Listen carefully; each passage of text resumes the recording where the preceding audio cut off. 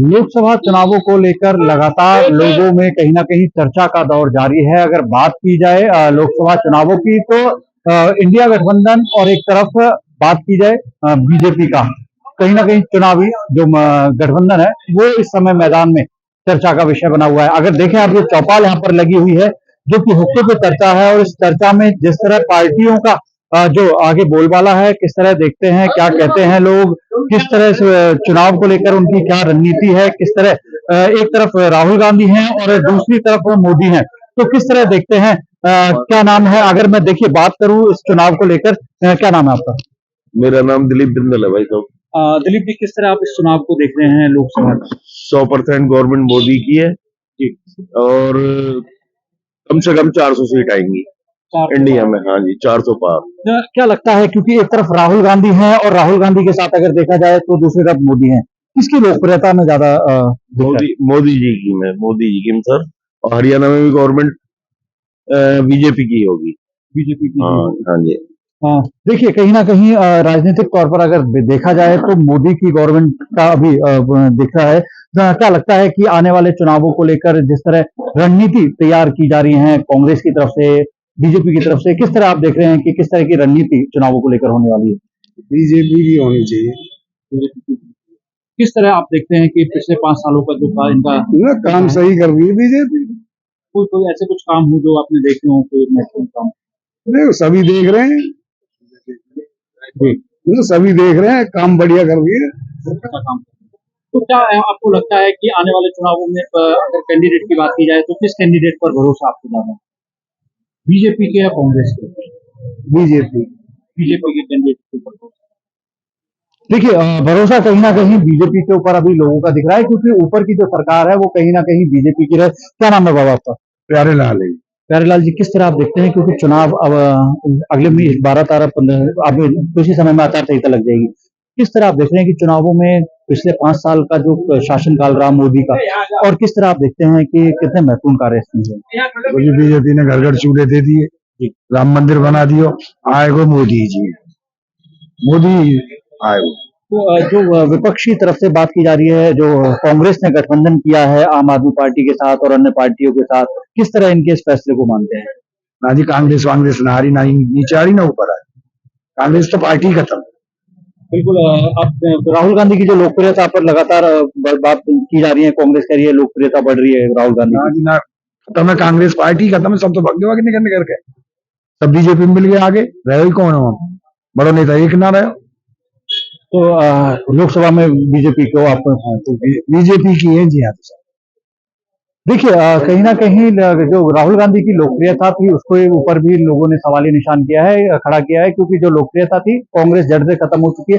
अगर देखिए, अगर मैं बात करूं सबसे पहले आपके ऊपर एक सवाल आता है कि जो लोकसभा चुनाव होने हैं, इंडिया गठबंधन के सामने मोदी के विजय रथ को रोकने के लिए तमाम तैयारियां की जा रही हैं, तो किस तरह आप देख रहे हैं, किस तरह ये इंडिया गठबंधन का जो रथ है कैसे मोदी विजय रथ को रोकेगा? भारत में एक ही नारा है, बच्चा मांगे गोदी और देश मांगे मोदी। और सबसे ये नारा, बच्चा मांगे गोदी और देश मांगे मोदी। कोई इंडिया गठबंधन नहीं, बस मोदी ही मोदी है पूरे भारत में, और विदेशों तक मोदी मोदी छा रहा है। जिस तरह देखते हैं कि पिछले अगर मैं बात करूं 10 साल मोदी का आपने पूरा शासनकाल देखा है, तो ऐसे कौन कौन से महत्वपूर्ण कार्य हैं कि जो कभी कांग्रेस के शासनकाल में सोचे भी नहीं थे और पूरे हुए? सबसे पहला कार्य राम मंदिर। आप यहाँ से अब हरिद्वार जाओ, पलवल टू हरिद्वार 4 घंटे में हरिद्वार। अब गडकरी जी ने अभी जम्मू का पास किया है 8 घंटे में, दिल्ली टू बॉम्बे 12 घंटे में। और क्या चाहिए? केएमपी बड़ोदरा, व्यापार अपने आप बढ़ चुका है, रोड कनेक्टिविटी बढ़ चुकी तो व्यापार बढ़ेगा। तो सबसे मेन तो काम यही है, व्यापार, रोड।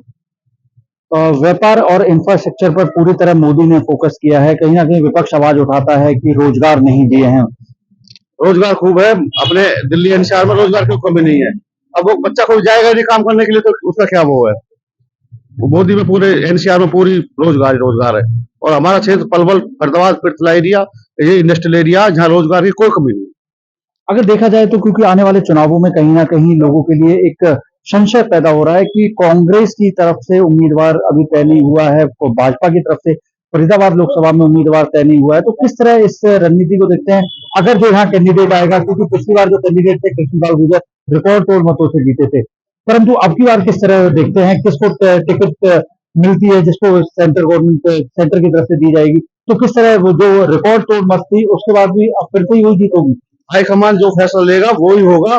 रिकॉर्ड मतों से हमारे फरदार डिस्ट्रिक्ट से रिकॉर्ड मतों से विजय प्राप्त होंगे। किसी को भी पार्टी हाईकमान टिकट दे, और हमें तो यही बात है, बच्चा मांगे गोदी और देश मांगे मोदी।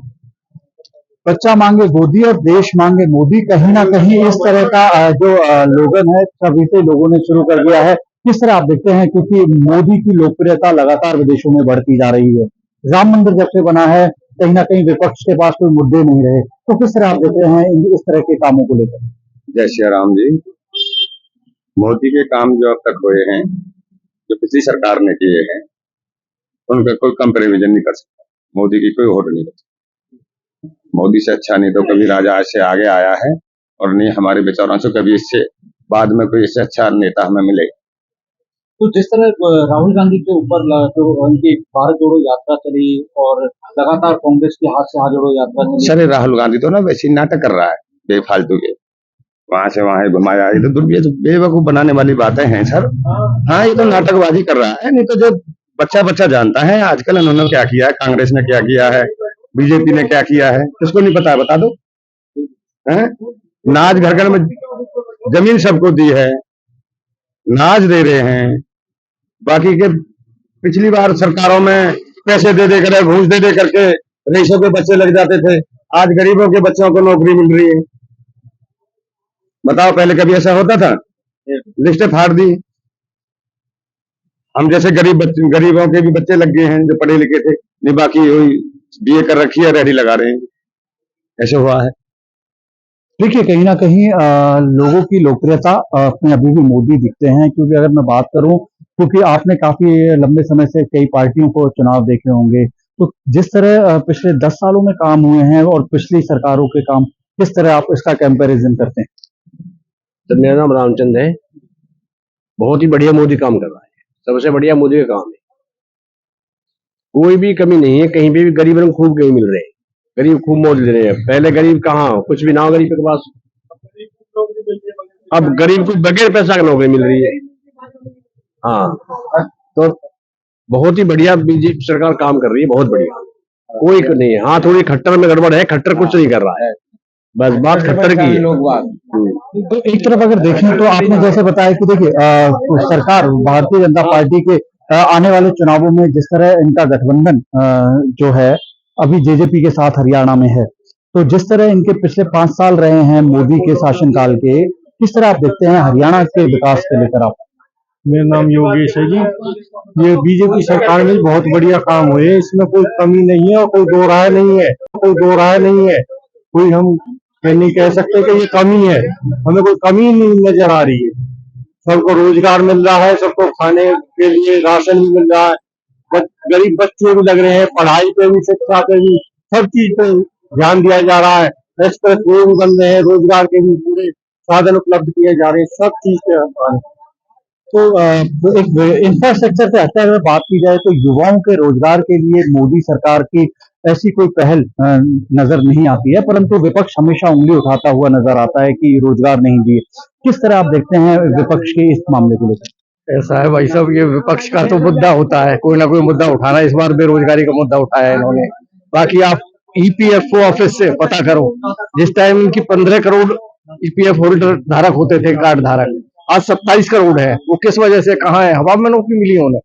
सैमसंग जैसी कंपनियां नोएडा में आई हैं, और अब पलवल का तो इतना विकास होने जा रहा है, जेवर एयरपोर्ट जब चालू हो जाएगा तब देखना, आने वाले 10 साल में पलवल का नक्शा बदला हुआ मिलेगा मोदी जी के राज में। और आने वाले मोदी जी हैं, उनकी कोई टक्कर में। इसको लेकर के आप मानते हैं कि इनका प्रोपेगेंडा है ये? बिल्कुल गलत है जी ये। आप ईपीएफओ वाले साइट पे जाके देखिए, 27.5 करोड़ दिखा रहे हैं जी वो आज की डेट में। 2 एम्प्लॉय हैं आज की डेट में, उनके कंट्रीब्यूशन देते हैं लोग। देखिए कहीं ना कहीं जो विपक्ष का मुद्दा है उसको लेकर भी इन्होंने कहा है कि बिल्कुल जो रोजगार के लेकर जो आवाज उठाते हैं वो बिल्कुल गलत है। देखिए जिस तरह किसानों का मुद्दा जो चल रहा है, क्या आप मानते हैं कि किसानों को लेकर सरकार अभी तक कोई फैसला ले नहीं पाई है, या फिर ये कोई और षड्यंत्र के तहत यहाँ पर बैठे हैं? देखिए मोदी जी की लोकप्रियता इतनी ज्यादा है कि हर घर से हर बच्चा ये जानता है कि किसानों की जो है, ये किसानी नहीं खालिस्तानी है। जो ये लोग हैं ये किसान बने हुए हैं, खालिस्तानी हैं। और बस मैं इतना ही कहना चाहूंगा कि मोदी जी का ये अपमान करना छोड़ें और अब की बार मोदी 400 पार। सर ये किसानों का जो मुद्दा था, ये 2004 से सुब्रमण्यम आयोग की, स्वामीनाथन आयोग की जो रिपोर्ट थी, तब से अब तक लागू क्यों नहीं किया इन्होंने, कांग्रेस वालों ने? इनकी गवर्नमेंट कितने साल रही? 70 साल रही है और 24-20 साल हो गए उसको सुब्रमण्यम आयोग को बने हुए। तो आज उनको भारत रत्न किसने दिया है? मोदी जी ने दिया उन्हें भारत रत्न। देखिए कहीं ना कहीं जो मोदी की लोकप्रियता है उसको रोकने का काम विपक्ष की तरफ से किया जा रहा है। अगर देखिए, अगर मैं बात करूं कि जिस तरह मोदी जी का पिछला, बिल्कुल हम 5 मिनट नहीं आपको देंगे, बिल्कुल देखिए जो लोकप्रियता है मोदी की लगातार बढ़ती जा रही है। आने वाले लोकसभा चुनाव में भाजपा की तरफ से नारा है 400 पार, किस तरह देखते हैं? देखो, मोदी जी ने आखिरी तक जिन गांवों में कभी किसी सोची नहीं थी लाइट आ जाएगी, पानी आ जाएगा, वहां ये है विकास। मेरे घर में रोटी आने में विकास नहीं है। जिन गांवों में उत्तर प्रदेश के, मध्य प्रदेश के, छत्तीसगढ़ के, जहां पानी नहीं था, बिजली नहीं थी, वहां आज मिल रहा है। गैस नहीं थी, गैस मिल रही है। जिन गरीबों पे नागरिकों को हर महीने अनाज मिल रहा है। और धर्म और जात का भेदभाव खत्म किया इन्होंने। ये बहुत बड़ी बात कह रहा हूं मैं। ये बनिया है, ये वो खत्म कर दिया है। कोई नहीं समझ रहा इस बात को, उसकी मूर्खता है वो। और ये राम राज्य है, कोई समझे बात को। तो किसी सोचा था हमारे हिंदुओं का देश मंदिर नहीं राम का, और बन गया। कांग्रेस की मंशा ही नहीं थी कि मंदिर बने। 370 धारा हटा के और इलाहाबाद को हटा के कितना बड़ा काम किया, कितना बड़ा खर्चा बचाया देश का। आज कश्मीर में 7 तारीख को मोदी जाएंगे, एम्स खुला हुआ। 70 सालों में कितने एम्स बने देश में? 5। 70 सालों में 5 और पिछले 5 सालों में 5। हम बात है कहीं बीजेपी में परिवारवाद सही है। और फिर हमारी बीजेपी पार्टी में कोई भी आदमी किसी पर उठा सकता है। कांग्रेस में गया कोई? जवाहरलाल नेहरू जी, इंदिरा गांधी, राजीव गांधी, सोनिया गांधी, प्रियंका गांधी, राहुल गांधी, ये क्या तरीका है? लोकतंत्र है। और रही तो गठबंधन की बात, गठबंधन नहीं है ये, ठगबंधन, लठबंधन। लठबंधन, ठगबंधन है ये। और हर बच्चा तो जानता है किसी को पर्सनल परेशानी है, उसके इलाज किसी में नहीं। देखिए जिस तरह लोग मोदी की लगातार आपने बताई कि लोकप्रियता के साथ साथ लोग उनके ऊपर उंगली भी उठाते हैं, क्योंकि आने वाला जो चुनाव है उसको लेकर किसानों की तरफ से एक अपना जो मांग है उसको लेकर धरने दिए जा रहे हैं। किसानों, आप तो पत्रकार हो, पिछले 20 सालों में क्या एमएसपी मिली है, अब क्या मिल रही है? और एमएसपी में कितना नाज उठाया गया है, उसका रिकॉर्ड देख लो आप। लेकिन ये कनाडा से आए, और ये कनाडा वाले, आप वाले और कांग्रेस वाले ये सारे हैं, ये झाड़ी के मजदूर लगा रखे 700 रोज के, खाना शराब के जो हल्ला मचा रहे हैं। किसान तो सब चीज आज, ट्रैक्टर भी है, मोटरसाइकिल भी है, कार भी है। और किसान पूरे देश में किसान नहीं है क्या? ये खाली पंजाब किसान परेशान हो रहे हैं? यूपी में किसान है, हरियाणा में किसान है, हर देश में किसान है। क्या है ये? प्रोपेगेंडा में रखा है। और मोदी को हराने वाली कोई ताकत नहीं है। हर वर्ग वोट दे रहा है, यहाँ तक कि मोहम्मद भी वोट दे रहा है मोदी। लेकिन कुछ लोग जो कसम खाए बैठे हैं, इसके खिलाफ बोल रहा। बताओ, कांग्रेस के आदमी तुम्हारे तमिलनाडु की पार्टी है डीएमके, गाली दे रहे भगवान राम को मोदी को, ना सबको। बदतमीजी कर रहे हैं ये कामयाब हो जाएंगे? कभी नहीं होंगे जिंदगी में।